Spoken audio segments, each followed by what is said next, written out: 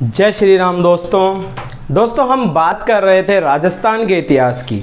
और राजस्थान के इतिहास में हमने सबसे पहले सभ्यताएं पढ़ी हैं और सभ्यताओं के तुरंत बाद हमने राजपूत राज्यों का उदय पढ़ा। मतलब हमने ये जाना कि किस कारणवश राजस्थान में जो राजपूत राज्य थे उनका उदय हुआ और कुछ जो उनके उत्पत्ति संबंधी सिद्धांत थे, जैसे कोई कहता है कि अग्निकुंड से उत्पन्न हुए, किसी ने कहा ये सूर्यवंशी चंद्रवंशी थे, किसी ने इनकी विदेशी उत्पत्ति का सिद्धांत भी दे दिया। तो ये सब बातें हमने कर ली। अब दोस्तों बात करेंगे आज मैं तो कहना चाहूंगा कि राजस्थान के इतिहास के सबसे शूरवीर वंश की, सबसे बड़े वंश की, जिसका नाम है मेवाड़ राजवंश। किसकी बात करेंगे आज हम? मेवाड़ राजवंश की। देखिए मेवाड़ राजवंश को मैं इसीलिए इतना ज्यादा बड़ा राजवंश बताता हूं कि मेवाड़ राजवंश ने हमें बप्पा रावल दिया। बप्पा रावल के बाद रावल रतन सिंह दिया, जो कि अलाउद्दीन जैसे क्रूर आक्रांता के सामने भी नहीं झुके। उसके बाद हमें महाराणा कुंभा जैसे वीर, महाराणा कुंभा सिर्फ वीर ही नहीं है बल्कि स्थापत्य के और साहित्य के भी क्या है, प्रखर विद्वान रहे। इसके अलावा हम देखते हैं कि महाराणा सांगा जो कि दिल्ली तक चढ़ाई करने चले गए थे और हिंदुस्तानी स्वाभिमान, मैं यहां सिर्फ राजस्थान की बात नहीं करूंगा, हिंदुस्तानी स्वाभिमान के प्रतीक आपके अपने सबसे चहेते, जो पूरे राजस्थान के इतिहास में अगर कोई सबसे चहेता या सबसे सुविख्यात प्रख्यात आप जिसको कह सकते हो, वो कोई भी राजवंश का राजा रहा तो वो कौन रहा? वो रहे हमारे महाराणा प्रताप। देखिए महाराणा प्रताप का नाम सुनते ही आप और हम एक ओजस्वी रूप में भर जाते हैं, हमारे अंदर एक स्वाभिमान की भावना अपने आप जाग जाती है। देखिए अगर महाराणा प्रताप की आप बात करें, महाराणा प्रताप के आप उन संघर्षों की और उन संघर्षों के बावजूद भी अपनी स्वतंत्रता को, अपनी स्वाधीनता को उन्होंने बनाए रखा। अगर उनकी हम बात भी करते हैं कि महाराणा ने घास की रोटियां खाई थी, एक राज्य का राजा, मेवाड़ जैसे राजवंश का राजा, और वो सिर्फ घास की रोटियां खा रहा है, तो आप देख लीजिए कि उनका संघर्ष कितना बड़ा है। दोस्तों संघर्ष हमेशा हुए हैं, हम कह सकते हैं। मैं इसके लिए आपको सिर्फ एक छोटी सी पंक्ति से इस बात को कहूंगा कि लड़ने पड़े हैं सबको युद्ध, चाहे भगवान राम हो या हो गौतम बुद्ध। अब आप कहेंगे कि राम भगवान ने तो युद्ध लड़ा, मान लीजिए भगवान ने तो लंका का युद्ध लड़ा था, लेकिन गौतम बुद्ध ने कौन सा युद्ध लड़ा था? तो दोस्तों गौतम बुद्ध ने भी अपने आसपास का जो उस समय के विचार थे, जो उस समय का समाज था, जो उस समय का धर्म था, उन सबके खिलाफ हो गए, तो उनसे भी उन्होंने क्या है, युद्ध लड़ा था। तो दोस्तों आप इस चीज को कभी नहीं भूलेंगे कि संघर्ष ही मनुष्य की असली पहचान है। महाराणा प्रताप से बड़ा आपको संघर्ष का शायद ही कोई दूसरा उदाहरण मिले जो कि जीवंत उदाहरण है। मनुष्य रूप में अगर हमें कोई उदाहरण चाहिए संघर्ष करने का और संघर्ष के साथ साथ अपने स्वाभिमान को बचाए रखने वाला, तो महाराणा प्रताप से बड़ा कोई भी उदाहरण नहीं है। इसके अलावा अगर आप उदाहरण ही लेना चाहते हैं तो आप भगवान राम से सीख सकते हैं, भगवान श्री कृष्ण से सीख सकते हैं। हमारे देश के बड़े बड़े जो राजा हुए हैं जिन्होंने अपनी स्वाधीनता के लिए अपने आप को कष्टों में रख दिया, आप उनसे सीख सकते हैं। दोस्तों कभी संघर्ष से हमें घबराना नहीं है।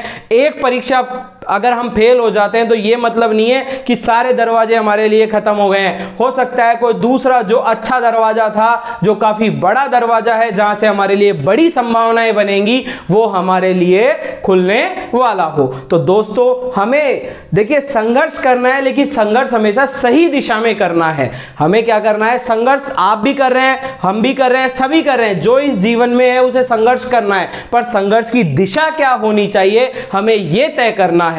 संघर्ष हमेशा सही दिशा में किया जाना चाहिए, जिससे कि हमारी सफलता एक ना एक दिन के लिए सुनिश्चित अवश्य हो जाए। महाराणा प्रताप ने संघर्ष किया, संघर्ष करते करते ही अपने राज्य को पुनः प्राप्त कर लिया। भगवान श्री राम ने संघर्ष किया, अपने 14 वर्ष के वनवास में इधर उधर भटकते रहे, लेकिन आप ये कह सकते हैं कि अगर भगवान श्री राम को 14 वर्ष का वनवास नहीं होता तो शायद वो राम रह जाते। लेकिन जब उनको 14 वर्ष का वनवास हुआ और उन्होंने उसमें इतने बड़े बड़े कार्यों को अंजाम दिया कि अगम्य जो रावण की लंका थी, यानी जिसके बाहर इतना बड़ा समुद्र था, उस समुद्र को पार किया, उस पर पुल बना दिया, जो राम सेतु आप जानते हैं। देखिए कितने दुष्कर कार्य थे जिनको उन्होंने बहुत ही आसानी से क्या है पूरा कर लिया। तो संघर्ष उन्होंने भी किया और संघर्ष हमेशा सही दिशा में किया और अंत में रावण को हरा करके क्या है सीता माता को वापस कहां लेके आए, अयोध्या लेके आए। और उसके बाद देखिए उनका राजपाट हुआ और वो राम से सीधे क्या बन गए, श्री राम बन गए। तो दोस्तों हमें संघर्ष हमेशा सही दिशा में करना है। तो दोस्तों आज हम बात करेंगे आपके मेवाड़ राजवंश की, और मेवाड़ राजवंश का जो क्षेत्र है वो कहां है, वो है आपके उदयपुर, चित्तौड़गढ़, नाथद्वारा, जो आजकल आपके डिस्ट्रिक्ट्स हैं। इन सब डिस्ट्रिक्ट्स में क्या है आपका मेवाड़ राजवंश का तत्कालीन समय का क्या हुआ करता था, क्षेत्र हुआ करता था। देखिए जनपदों के लिहाज से, हमने राजस्थान के जनपद पढ़े हैं, तो जनपदों के लिहाज से हमने क्या पढ़ा है कि मेवाड़ जो उदयपुर का जो क्षेत्र है वो कौन से जनपद का हिस्सा था, वो शिवी जनपद का हिस्सा था। किसका हिस्सा था दोस्तों, शिवी जनपद का हिस्सा था। और मेवाड़ यानी उदयपुर में एक मेद नामक जाति रहती थी। क्या रहती थी, मेद नामक जाति। आप यहां देख सकते हैं कि मेद नाम की एक जाति रहती थी। इसी जाति के नाम पर नाम पड़ गया इसका मेवाड़। इसी जाति के नाम पर इसका क्या नाम पड़ा है, मेवाड़ पड़ा है। देखिए हमने कुछ जातियां, कुछ भौगोलिक क्षेत्रों के आधार पर भी हमारे जनपदों के नाम रखे हैं। जैसे आप कहेंगे कि आपके जयपुर में एक नदी बहती है, उस नदी का नाम है दोस्तों ढूंढ नदी, तो उसके आधार पर जयपुर का नाम ढूंढाड़ रख दिया। अलवर में आपके मेव जनजाति रहती है, तो उसी के आधार पे अलवर को आप मेवात भी कहते हैं नहीं कहते हैं। तो दोस्तों हमें जानना होगा, कोशिश करेंगे हम हर चीज के बारे में जानने की। हम मेवाड़ राजवंश की छोटी से छोटी बात जानने की कोशिश करेंगे, तो हम इसके बड़े से बड़े राजा सांगा, कुंभा, महाराणा प्रताप इनको भी पढ़ेंगे। तो आज हम इसकी शुरुआत करते हैं, देखते हैं कि हम कहां तक चलते हैं। तो दोस्तों अब शुरू करेंगे हम आपका मेवाड़ राजवंश, जो कि राजस्थान का सबसे बड़ा क्या है, राजवंश है। अगर आप देखिए हम शुरू कर रहे हैं मेवाड़ राजवंश, लेकिन उससे पहले एक छोटी सी बात आपसे कहना चाहूंगा कि अगर आप अभी तक हमारे चैनल को सब्सक्राइब नहीं किए हो तो आप सबसे पहले हमारे चैनल को सब्सक्राइब करो। सामने जो बेल आइकन का बटन दबा है आप उसको ऑल पर क्लिक करो, जिससे हमारे हर वीडियो की नोटिफिकेशन आपको मिलती रहे, ताकि आपकी जो तैयारी हो रही है, आप जिस भी प्रतियोगी परीक्षा की तैयारी करेंगे राजस्थान से संबंधित या भारतीय जो सेंट्रल लेवल के एग्जाम्स होते हैं उन से संबंधित आप किसी भी एग्जाम की तैयारी कीजिए, आपको उसके लिए बेहतर या बेहतरीन या मैं कह सकता हूं कि बेस्ट जो स्टडी मटेरियल है वो हम आपको प्रोवाइड करवाएंगे। हम कोशिश करेंगे कि हमेशा जो आपको हम दें वो स्टडी मटेरियल हमेशा गुणवत्तापूर्ण होना चाहिए और उसकी प्रासंगिकता भी होनी चाहिए। तो दोस्तों आज हम शुरू करेंगे आपके सामने मेवाड़ राजवंश। मेवाड़ राजवंश, अब देखिए इस मेवाड़ राजवंश को प्रारंभ में आपके गुहिल वंश भी कहा जाता है। क्या कहा जाता है, गुहिल वंश भी कहा जाता है। तो पहले तो हम ये देख लेते हैं कि मेवाड़ राजवंश है जो कहां से संबंधित है, मैंने बता दिया। वर्तमान अगर हम देखते हैं तो मेनली आपका उदयपुर, चित्तौड़ और नाथद्वारा, ये वाला क्षेत्र आपका क्या है, सॉरी नाथद्वारा नहीं, राजसमंद का जो क्षेत्र है डिस्ट्रिक्ट रूप में, तो ये सारा क्षेत्र आपका क्या है, मेवाड़ का क्षेत्र है। उस समय के लिहाज से हम देखते हैं तो वो शिवी जनपद का जो क्षेत्र था वो क्या है, वो मेवाड़ है। देखिए उसको शिवी भी बोले हैं, मेदपाट भी बोला जाता है। देखिए क्या क्या बोला हमने, इसको शिवी, इसके अलावा मेदपाट, और क्या बोला इसको, प्रागवाट। क्या बोला दोस्तों, प्रागवाट। ये हमने किसको बोला, ये हमने बोला आपके मेवाड़ राजवंश को। अब मेवाड़ राजवंश का इसको क्या बोला है, मेवाड़ का जो क्षेत्र है ना, इसी को हमने ये नाम दे दिया, शिवी दे दिया, मेदपाट दे दिया और प्रागवाट दे दिया। अब आपके मेवाड़ राजवंश का उदय कैसे हुआ, कैसे मेवाड़ राजवंश की नींव रखी गई। तो दोस्तों अभी जिन भगवान राम की मैं बात कर रहा था, प्रभु श्री राम की, उन्हीं के पुत्र थे कुश। क्या नाम था, कुश। आपने देखा होगा, अगर रामायण देखी हो तो बताते हैं उसमें लव और कुश नाम के उनके 2 पुत्र थे। तो लव और कुश में से जो कुश हैं उन्हीं के उन्हीं के क्या वंश के एक प्रतापी व्यक्ति हुए, नाम था उनका गुहिलादित्य। क्या नाम था दोस्तों? गुहिलादित्य। तो गुहिलादित्य ने क्या किया? गुहिलादित्य ने इस क्षेत्र में, आपके मेवाड़ क्षेत्र में एक वंश की नींव रख दी, उसका नाम था गुहिल वंश। कौन से वंश की नींव रखी दोस्तों? गुहिल वंश की। तो आइए अब हम बात करते हैं आपके जो भगवान राम के कुश के वंशज, भगवान राम के पुत्र, भगवान राम के क्या पुत्र का नाम क्या है? कुश। और कुश के वंशज कौन है? गुहिलादित्य। कौन है दोस्तों? गुहिलादित्य।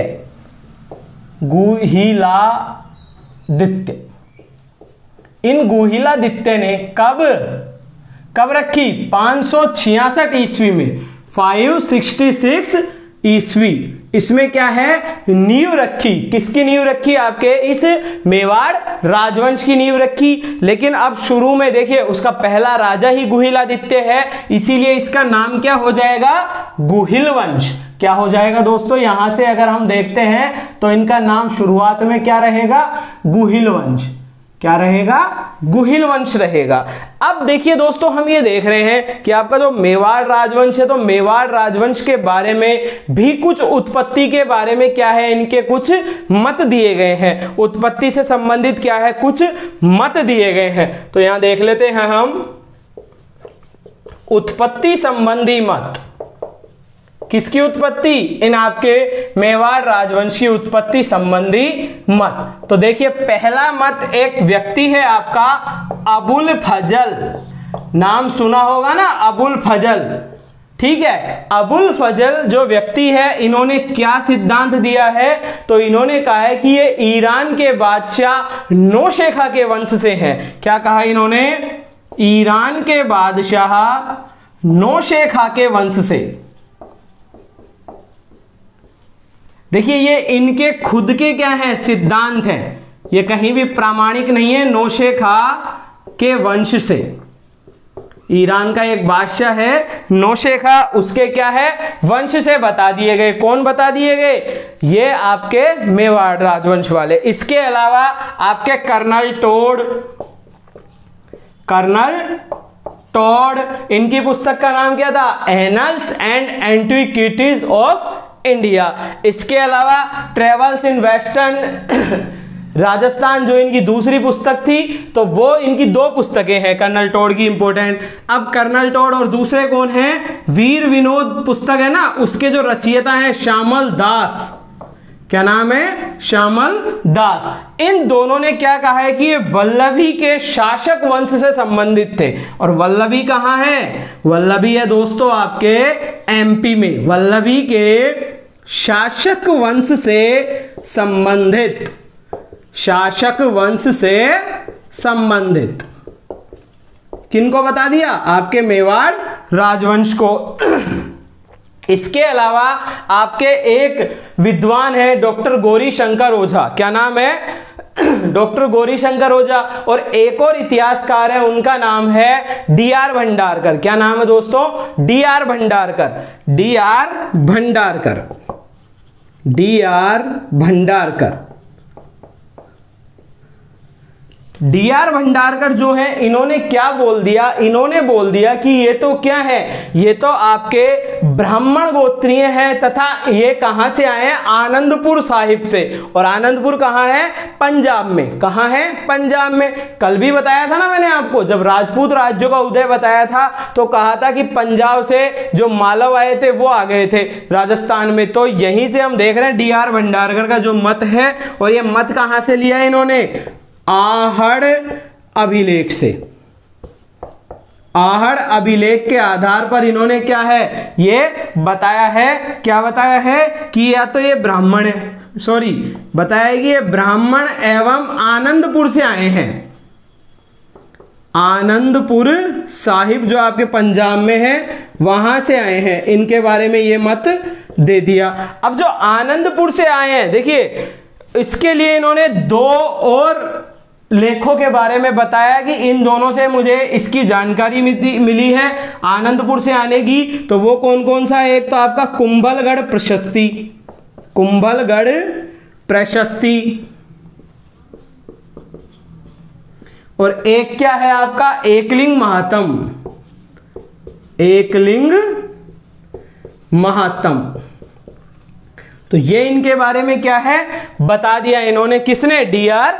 भंडारकर ने। भगवान राम के पुत्र कुश के वंशज गुहिलादित्य ने मेवाड़ राजवंश की स्थापना की। इनके उत्पत्ति संबंधी ये 3 मत आपको दे दिए। और मेवाड़ का जो गुहिल वंश है, तो गुहिल का नाम किसके नाम पे हुआ, इस गुहिलादित्य के नाम पे। किसके नाम पे हुआ, गुहिलादित्य के नाम पे।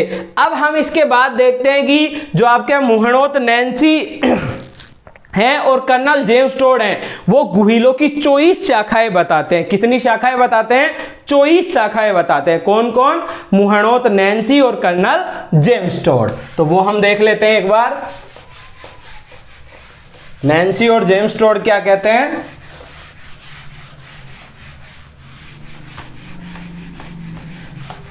तो दोस्तों नैन्सी और जेम्स टोड ने बताए टोटल 24 शाखाएं। कितनी बता दी, 24 शाखाएं। तो अब उन 24 शाखाओं के बारे में हम देख लेते हैं कि उनमें से कौन कौन सी शाखा ज्यादा इंपॉर्टेंट है। नैन्सी प्लस टोड, इन दोनों ने क्या बताई, गुहिलों की 24 शाखाएं। कितनी बताई दोस्तों, 24 शाखाएं।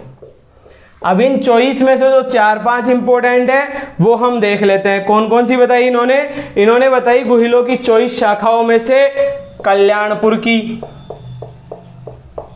कल्याणपुर, ठीक है। एक बताई इन्होंने वागड़ की, एक बताई इन्होंने धोड़ की,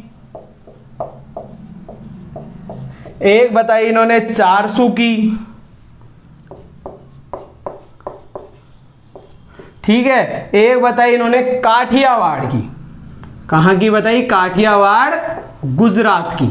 तो ये क्या है, इन्होंने इनकी इंपॉर्टेंट शाखाएं बताई कि यहाँ के जो गुहिल हैं वो ज्यादा प्रसिद्ध है। इन 5 जगहों के गुहिल जो थे वो ज्यादा प्रसिद्ध हुए।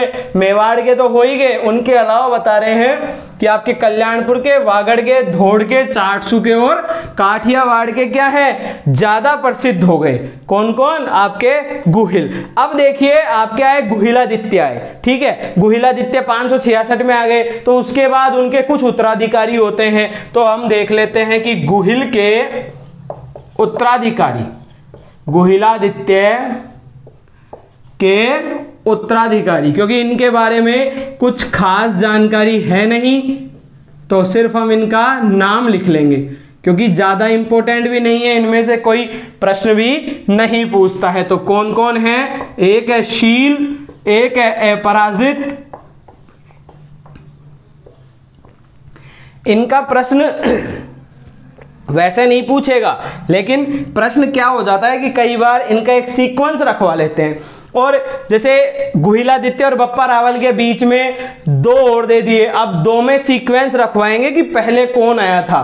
तो आप गुहिल को जानते हो, आप बप्पा रावल को जानते हो, लेकिन आप बीच के का अगर नाम नहीं जानते हो समस्या हो जाती है। तो पहले आया शील, शील के बाद है पराजित, फिर आया आपके भर्तृभट्ट। कौन आया दोस्तों, भर्तृभट्ट। उसके बाद अल्लट, कौन आया, अल्लट आया। अल्लट के बाद नरवाहन, नरवाहन के बाद आया आपका शक्ति कुमार। और इस शक्ति कुमार के लेखों के आधार पर ही हमने बहुत कुछ बप्पा का क्या लिखा है, इतिहास भी लिखा है। और कौन आया आपके, विजय सिंह। तो ये सब क्या थे, इसके उत्तराधिकारी थे। किसके उत्तराधिकारी थे, गुहिलादित्य के उत्तराधिकारी थे। तो ये आप एक बार चाहें तो स्क्रीनशॉट लें। फिर हम बात करेंगे दोस्तों बप्पा रावल की। तो ये तो देखिए इनका एक हमने क्या कर लिया है, एक ब्रीफ सा इंट्रोडक्शन कर लिया है मेवाड़ राजवंश का। अब हम बात करेंगे बप्पा रावल की, जो कि मेवाड़ राजवंश में क्या है, सबसे ज्यादा इंपॉर्टेंट है शुरुआती दौर में बप्पा रावल। देखिए गुहिलादित्य ने एक अपना राजवंश स्थापित कर दिया, गुहिल वंश। लेकिन उस गुहिल वंश को क्या है, प्रतिष्ठा, मान, सम्मान कौन दिलवाएगा, ये दिलवाएंगे आपके बप्पा रावल।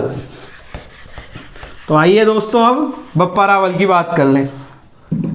अब जो आपके बप्पा रावल आएंगे, कौन आएगा? बप्पा रावल। बप्पा रावल का जो टाइम पीरियड है ना, वो है आपके 734 से 753 एडी, 734 से 753 ईस्वी का। बप्पा रावल का टाइम पीरियड क्या है? 734 से 753 ईस्वी का। इस व्यक्ति को यानी बप्पा रावल को ही गुहिल वंश का क्या कहा जाता है? वास्तविक संस्थापक। गुहिल वंश का वास्तविक संस्थापक। भले ही से इसकी नींव गुहिलादित्य ने रख दी, लेकिन वास्तविक संस्थापक कौन है? गुहिल वंश का बप्पा रावल है। कौन है? बप्पा रावल। अब बप्पा रावल का जो वास्तविक नाम है वो हम देखते हैं। वास्तविक नाम क्या है आपके बप्पा का? बप्पा का नाम है यहां पर काल भोज। क्या नाम है दोस्तों? काल भोज नाम है बप्पा रावल का। अब बप्पा रावल का नाम काल भोज हो गया। इन्होंने एक उपाधि ली थी जो बाद में धीरे धीरे पूरे मेवाड़ राजवंश की उपाधि बन गई। तो इनकी उपाधि क्या थी? हिंदुआ सूरज। क्या थी दोस्तों? हिंदुआ सूरज। हिंदुआ सूरज बप्पा की उपाधि थी, ये हिंदुआ सूरज की। अब देखिए 734 की हम बात कर रहे हैं, तो हम बात करेंगे कि बप्पा ने 734 में किस पर अधिकार किया? आपके चित्तौड़ पर अधिकार किया।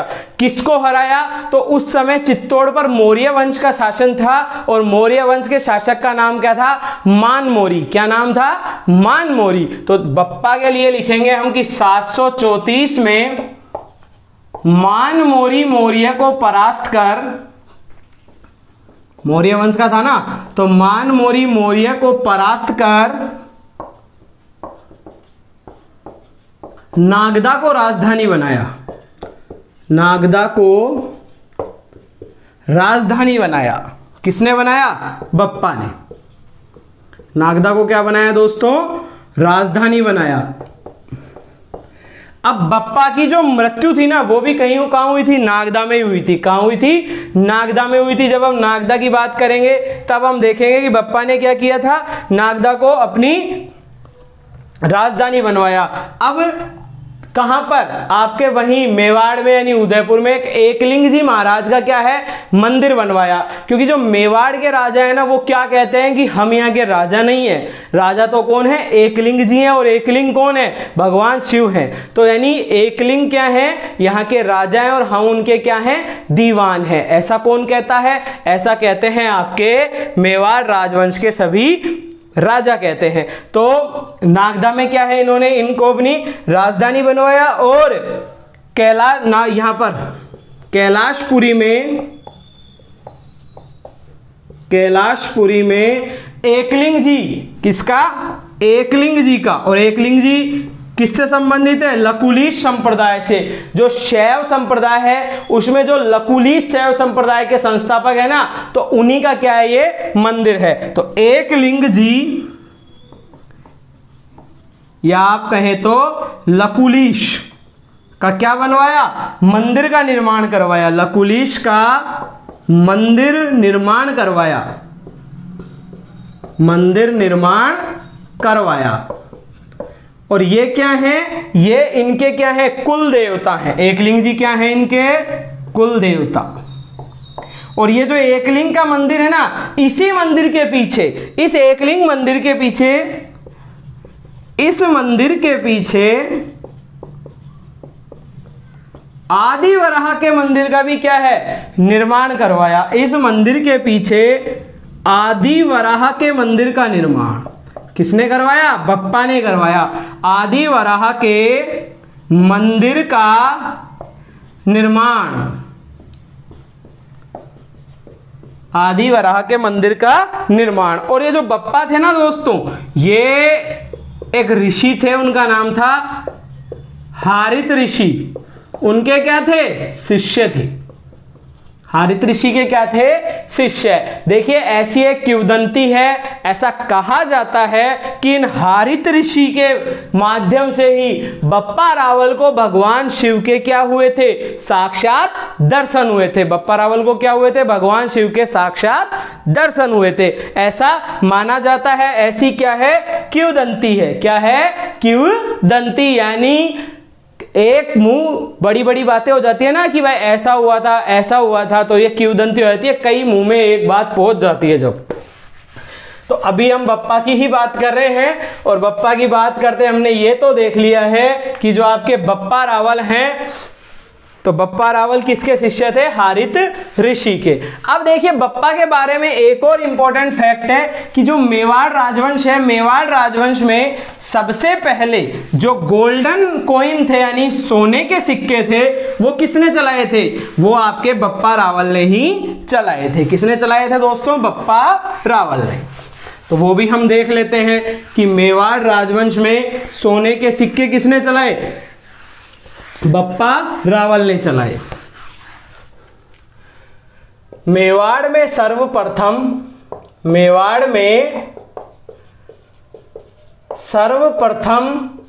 सोने के सिक्के जारी किए। सोने के सिक्के जारी किए। किसने जारी किए? तो ये जारी किए आपके बप्पा रावल ने। मेवाड़ में सर्वप्रथम सोने के सिक्के जारी किए। इसके अलावा आपके बप्पा जो हैं, तो बप्पा के बारे में है कि बप्पा ने कुल 18 अंतरराष्ट्रीय विवाह किए। मैं बताता हूं आपको एक सेकंड इसके बारे में। अंतरराष्ट्रीय विवाह किए। देखिए पहले जो हिंदुस्तान था ना, वो कहां तक फैला हुआ था? तो वो अफगानिस्तान और इधर आपके दक्षिण पूर्वी एशिया और इधर पाकिस्तान वगैरह ये क्षेत्र तो थे ही। अब कुछ हद तक हम अरब तक भी पहुंच जाते थे। जो आज आपके अरब कंट्रीज हैं वहां तक भी हम पहुंच जाते थे किसी समय। तो उस समय के हिसाब से भले ही से होना हो, लेकिन आज के हिसाब से क्या है? 18 अंतरराष्ट्रीय विवाह किए। तो एक बार क्या होता है कि आपके जो बप्पा रावल हैं हराते हराते कहां पहुंच गए? अरब तक पहुंच गए। अब अरब के शासकों को हरा करके उन्होंने उनकी पुत्रियों से विवाह कर लिया। अरब के शासकों को हरा करके पुत्रियों से विवाह कर लिया और आ गए। पुत्रियों को लेकर के कहां आ रहे थे? मेवाड़ आ रहे थे। बीच में गजनी का शासक मिला सलीम। गजनी का शासक क्या मिला? सलीम मिला। तो उससे भी युद्ध हो गया, क्योंकि उसमें तो था ना कि यार बप्पा और यहां आके हमारी लड़कियों से विवाह करके जा रहा है, तो उसने युद्ध कर लिया। तो बप्पा ने सलीम को भी दे मारी, और दे मारी का मतलब क्या है कि उन्हें भी हरा दिया। बप्पा ने सलीम को क्या है? हरा दिया। उसके दांत, मुंह, जीभ सब क्या है? खट्टे कर दिए। और सलीम को हराने के बाद अपने भतीजे, जो बप्पा के भतीजे थे, उनको कहां बिठा दिया? गजनी का गवर्नर बना करके बिठा दिया। तो कुल कितने विवाह किए? 18 अंतरराष्ट्रीय विवाह किए। अब ये बात मैंने आपको बता दिया कि अरबों को हरा करके और गजनी के शासक सलीम को हरा करके वहां पर किसको बिठा दिया? अपने भतीजे को बिठा दिया। किसको बिठा दिया? अपने भतीजे को बिठा दिया। अब देखिए कराची जो है ना, कराची आपका जो आज का पाकिस्तान है, पाकिस्तान में क्या था उस समय? बप्पा रावल का प्रमुख सैन्य ठिकाना था। तो एक बार हम इसकी बात कर लेते हैं कि अरब शासकों को हराकर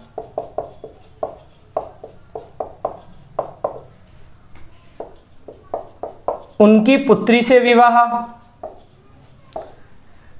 पुत्रियों से विवाह, एक पुत्री से ही नहीं किया, पुत्रियों से विवाह कर मेवाड़ लौटते समय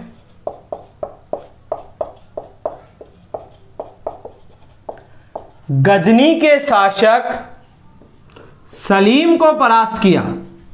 गजनी के शासक सलीम को परास्त कर, क्योंकि लिखना में यही होता है कि सलीम को परास्त कर अपने भतीजे को गजनी का गवर्नर बनाया। क्या बनाया? गजनी का गवर्नर बनाया। किसने बनाया? बप्पा ने बनाया। अब एक इसके बाद इंपॉर्टेंट है कि कराची में बप्पा का सैन्य ठिकाना था। बप्पा का क्या था? सैन्य ठिकाना। मतलब आप जहां पे अपने सैनिक भी रखते हो। अगर ऐसे नहीं समझ में आ रहा है तो आप ये मान लीजिए जैसे अंग्रेजों की जो छावनियां हुआ करती थी ना, और आजकल जो हमारे भारतीय इंडियन आर्मी सेना की छावनियां होती हैं, वैसे की वैसे ही क्या है, बप्पा के सैन्य ठिकाने थे। रावलपिंडी का नाम, देखिए रावल नाम आ रहा है ना, और बप्पा का नाम क्या है? बप्पा रावल। तो रावलपिंडी का नाम भी बप्पा के नाम पर रखा गया। नाम भी बप्पा के नाम पर रखा गया। बप्पा के नाम पर रखा गया।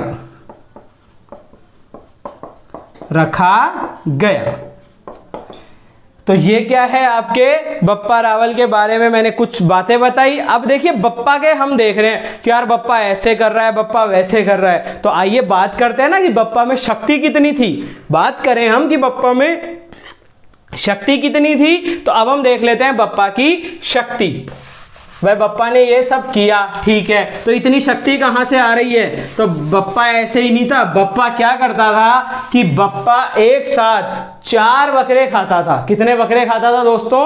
4 बकरे। और 4 बकरे खाता था, और जो भैंसे होते हैं ना, उसको एक ही झटके में काट देता था। 2-2 भैंसों को एक साथ खड़ा करता और एक ही झटके में उनके सिर काट देता था। वो बप्पा था। तो आप देख लीजिए कि बप्पा के अंदर कितनी ताकत हुआ करती थी। 35 हाथों की क्या है? बप्पा धोती पहनते थे।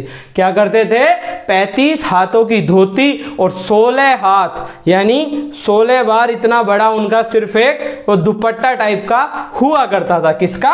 बप्पा का। तो यानी बप्पा की महानता बहुत बड़ी है। और बप्पा की जो सेना है वो 12,72,000 की क्या थी? सेना थी। तो अभी हम देख लेते हैं एक बार कि बप्पा के बारे में, बप्पा की शक्ति कैसी थी। ये किंवदंतियां जरूर हैं, मैं इनके बारे में कोई फैक्चुअल नॉलेज नहीं दे रहा हूं, पर जब कहा जाता है और जब वीरता की बात आती है तो हम थोड़ी बहुत बातें अगर बढ़ा चढ़ा के भी होती है तो हम उनको पढ़ेंगे।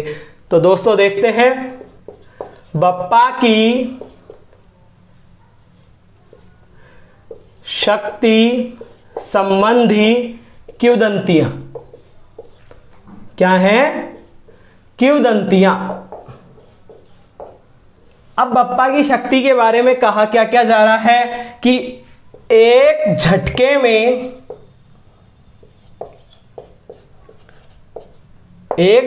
में एक साथ 2 भैंसों को काटना। 2 भैंसों को काटना। देखिए बप्पा कितना शक्तिशाली है कि 2 भैंसे एक साथ खड़े कर दो और बप्पा एक तलवार का झटका देगा और दोनों भैंसे एक साथ चित हो जाएंगे, मर जाएंगे। 2 भैंसों क्या है? काट देता था। 12,72,000 की सेना, 12,72,000 की सेना। 4 बकरे एक साथ खाना। जो आदमी इतना खाना खाएगा उसमें असीम ताकत हो जाती है। इसके अलावा 35 हाथ की धोती, 35 हाथ धोती व 16 हाथ दुपट्टा। 16 हाथ का क्या है? दुपट्टा। और 32 गज का क्या है? खड़ग। 32 गज का खड़ग रखना। खड़ग यानी जो तलवार जैसा ही होता है, खड़ग रखना। देखिए बप्पा के बारे में कह रहा है कि बप्पा एक झटके में एक साथ 2 भैंसों को काट देता था। 12,72,000 की सेना थी। 4 बकरे एक साथ खाता और 35 हाथ धोती व 16 हाथ उसका क्या था? दुपट्टा पहनता था। दुपट्टा पहनता था। और 32 गज का क्या था, उसका खड़ग था। तो बप्पा के लिए हम कह सकते हैं कि खाए 4 बकरे एक साथ, पहने धोती 35 हाथ और दुपट्टा 16 हाथ। तो आप बप्पा के बारे में कह सकते हो कि खाए बकरे 4 या खाए 4 बकरे एक साथ, पहने धोती 35 हाथ और दुपट्टा 16 हाथ, और 32 गज का क्या है, उसका खड़ग था। किसका? आपके बप्पा का। इसीलिए बप्पा के लिए श्यामल दास ने क्या कहा है वो हम देख लेते हैं कि श्यामल दास ने बप्पा के लिए क्या कहा है कि बप्पा हिंदुस्तान का बड़ा ही प्रतापी, पराक्रमी और तेजस्वी शासक हुआ। बप्पा हिंदुस्तान का बड़ा प्रतापी, पराक्रमी व तेजस्वी शासक हुआ। पराक्रमी व तेजस्वी शासक हुआ। किसने कहा? आपके श्यामल दास। और श्यामल दास ने कौन सी रचना लिखी है? आपकी वीर विनोद। आपकी से मतलब नाम नहीं है, कहते हैं ना वीर विनोद जो है उनकी पुस्तक, ये किसने लिखी है? श्यामल दास ने। तो ये बोलने का एक तरीका हो गया। और तेजस्वी क्या था? शासक था, शासक हुआ। श्यामल दास ने ये बात कही है। अब देखिए हम बप्पा का कुछ वर्णन देख लेते हैं कि बप्पा को कहां कहां वर्णित किया गया है, बप्पा के बारे में कहां कहां लिखा गया है। चाहे तो आप स्क्रीनशॉट ले लो इसका एक बार। अब सबसे पहले हम देखेंगे कि बप्पा का वर्णन कहां कहां पे किया गया है। तो दोस्तों देख लेते हैं कि जो आपकी देखिए एक चीज जरूर है, जो आपकी रणकपुर प्रशस्ति है ना, वहां पे क्या है, बप्पा और काल भोज को क्या बताया गया है? अलग अलग बताया गया है। जो बप्पा का ही दूसरा नाम काल भोज है, लेकिन जो आपके रणकपुर में जैन मंदिर भी है ना, तो वहीं पर रणकपुर प्रशस्ति है उन जैन मंदिरों में ही। और उनमें क्या बताया गया है रणकपुर प्रशस्ति में कि बप्पा और काल भोज दोनों अलग अलग हैं। लेकिन इतिहासवेत्ता इस बात को नहीं मानते हैं। उन्होंने कह दिया है इतिहासवेत्ताओं ने कि हम इससे किसी भी प्रकार का क्या नहीं रखते हैं, संबंध नहीं रखते हैं। इस बात से हम सहमति नहीं रखेंगे। हम इस बात से सहमत नहीं हैं कि बप्पा और काल भोज अलग अलग थे। तो अब बात करते हैं आपके बप्पा के बारे में शिलालेखीय वर्णन। शिलालेख वर्णन, कौन कौन से शिलालेखों में बप्पा का वर्णन है? तो सबसे पहले हम देखते हैं रणकपुर प्रशस्ति। रणकपुर प्रशस्ति, तो रणकपुर प्रशस्ति में क्या है? बप्पा और काल भोज को अलग, काल भोज अलग अलग बताएं,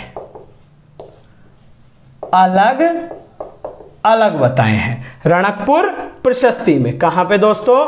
रणकपुर प्रशस्ति में बप्पा और काल भोज क्या बताए गए हैं? दोनों अलग अलग। लेकिन इतिहासवेत्ता इस मत से क्या है? संतुष्ट नहीं है, सहमत नहीं है। इसके अलावा बप्पा का वर्णन कहां कहां है? तो यह है कुंभलगढ़ प्रशस्ति में, कुंभलगढ़ प्रशस्ति में बप्पा का वर्णन है। इसके अलावा आपके जो आपका आबू में शिलालेख है, आबू शिलालेख में, आबू शिलालेख के अलावा आपके बप्पा का है कीर्ति स्तंभ प्रशस्ति में, कीर्ति स्तंभ प्रशस्ति में भी क्या है? बप्पा का उल्लेख है। उसके अलावा जो कर्नल टोड है, देखिए दोस्तों कर्नल टोड को 8वीं शताब्दी का एक लेख मिला था, 8वीं शताब्दी का लेख मिला था।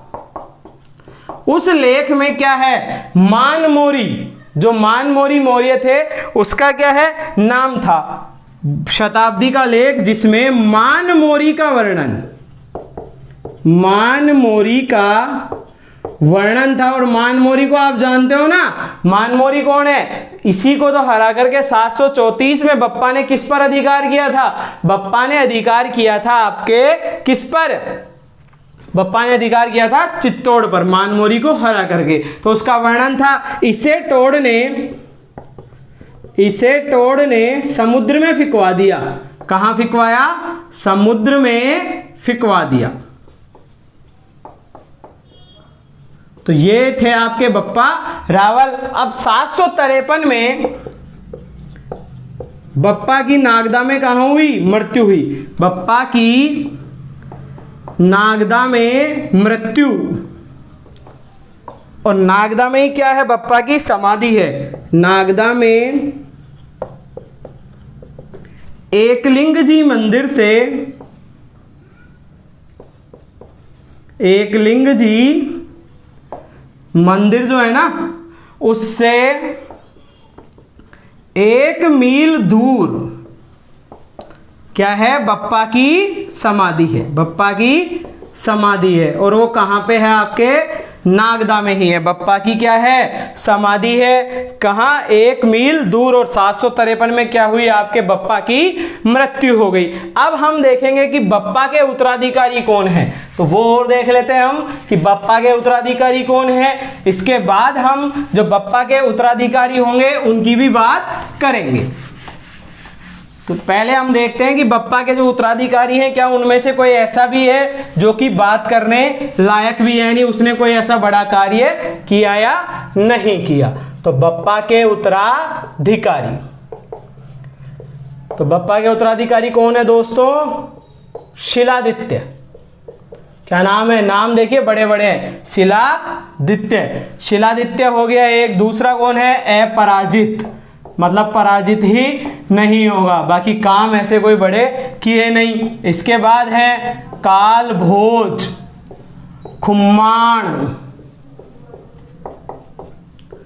खुम्माण हो गए आपके first, second, third, first, second और थर्ड, 3 क्या हैं आपके? खुम्माण हो गए। उसके अलावा आपके भर्तर भट्ट, एक भर्तर भट्ट पहले आ गया था, एक भर्तर भट्ट बाद में आ जाएगा, और अल्लट व नरवाहन। तो ये कौन है? ये सब बप्पा के उत्तराधिकारी हैं। कौन कौन? आपके शिलादित्य, अपराजित, कालभोज, खुम्माण, भर्तरभट्ट, अल्लट और नरवाहन। तो दोस्तों मैंने आज आपके सामने बप्पा के बारे में कुछ उनका इतिहास रखा, कोशिश की कि आपको बप्पा रावल के बारे में एक बेहतर जानकारी दे पाऊं। उम्मीद करता हूं कि आपको मेरी ये कोशिश अच्छी लगी होगी, पसंद आई होगी।